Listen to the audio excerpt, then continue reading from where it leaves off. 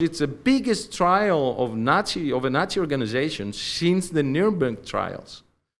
For these past 3.5 years, I mostly report on the Golden Dawn trial, trying to write articles on that. I follow up on the trial. I have a webcast every Friday night that I analyze what's going on in the trial, along with sometimes guests from civil action or witnesses or other journalists that know the case. And the trial is a really long-standing trial, 3.5 years now. It has lots of defendants, 68 defendants, along with all the MPs of Golden Dawn, because Golden Dawn is an actual Nazi organization that reached the Greek parliament. They have a party alongside with the organization, and the trial is about attacks they made, murders, attempted murders, immigrants, leftists, anti-authoritarians, anarchists, and so on. So I try to report on that, because in cases like that, we don't have the coverage we need from mainstream media. We don't have the coverage that is needed for the people to understand what's going on with the trial. So we try to, fill a gap on that reporting. Golden Dawn is a Nazi organization that exists in Greece since the beginning of 1980s. They were mostly marginal during the 80s and the 90s, but by the end of the first decade of 2000, by 2008, 2009, they started to infiltrate inside our society in a more broad way. They created groups and committees of distressed citizens, and their base and platform was mostly immigration and the way that evolves and affects our society. They use the illegals, as your white supremacists or racists use the illegals term.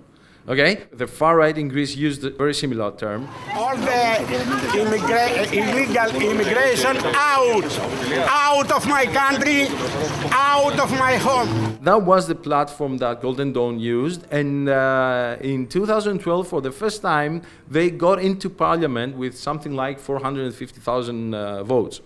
But in 2013, although we had lots of incidents of attacking immigrants, attempted murders, and organized mobs that we now call attack battalions, were attacking places that migrants lived and so on. On 2013, for the first time, they murdered a white Greek anti-fascist rapper in one of the districts in Piraeus.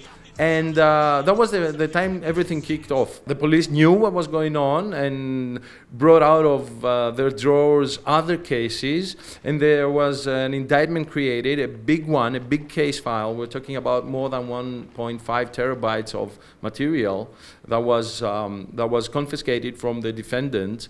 All the MPs of the party that came up after the elections of 2012, they were indicted for administrating and participating in a criminal organization because of all these attacks and attempted murders and so on.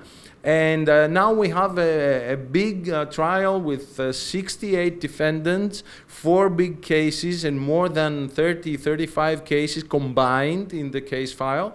And we are on this trial for 3.5 years now. The trial is expected to last 1 year more. And we're waiting 2019 to hear what the defendants have to say. And we might have a decision during 2019. The indictment consists of more than 2,000 pages that actually contains lots of their actions and crimes. The training they have, they were military trained in a way. They were going to training camps, training in gun handling and shooting, training in fighting in the streets. They had a uniform militarized appearance.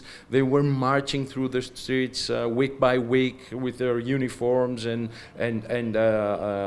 bulletproof vests and things like that. But you know, up to the murder of that one white Greek, it was something like, you know, an expression of the alt-right, you could say. It was a narrative here in Greece. There were many politicians that were saying that, the Golden Donors are not so bad. They're just far-right activists.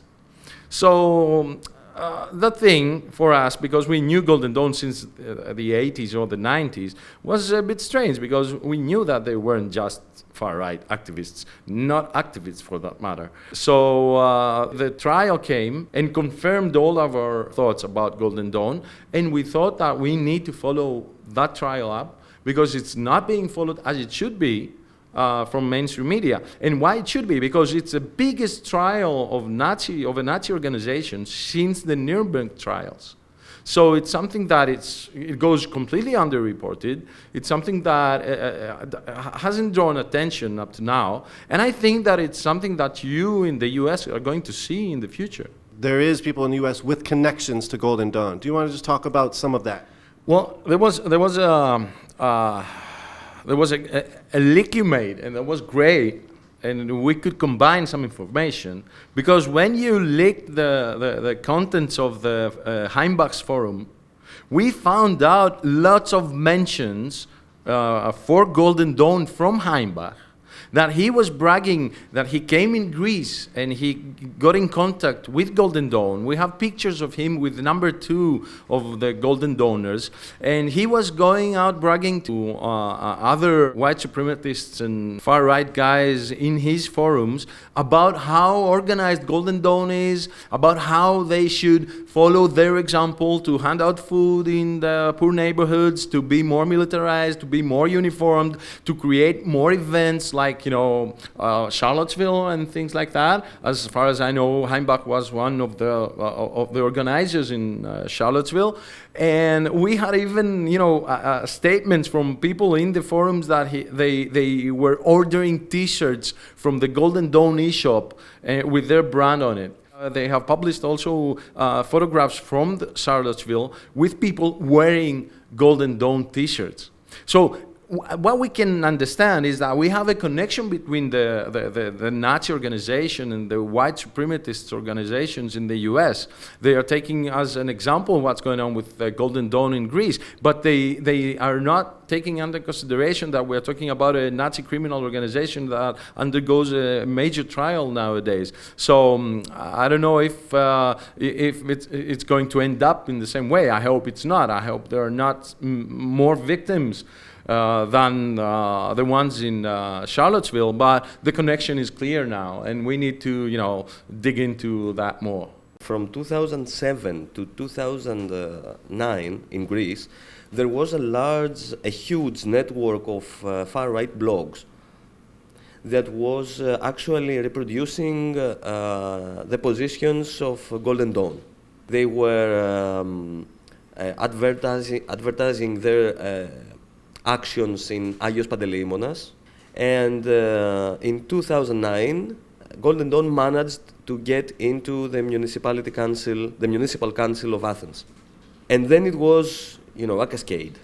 After getting into the municipal council, they had more coverage, so they used that coverage to continue spreading hate in the neighborhood of Agios Panteleimonas, and then finally getting into parliament in 2012. I think that from what I have read and from what I know, that a similar thing was done with a web of far-right social media and blogs and websites in the United States that actually gave rise to what you call alt-right. Covering up a core of neo-Nazi ideology with mainstream cliches and connecting that nationalistic narrative to the problems of the poor white guy. I think that was that played a major part in giving Donald Trump the candidacy for the Republican Party and ending up with his election as president.